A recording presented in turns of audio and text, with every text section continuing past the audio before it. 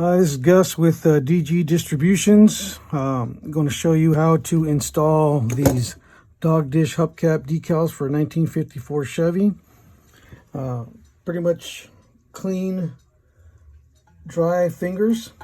You're going to lay down the upper portion of the bow tie first, let it fall, and then circle around the bow tie first, so you're working your way from the inside out.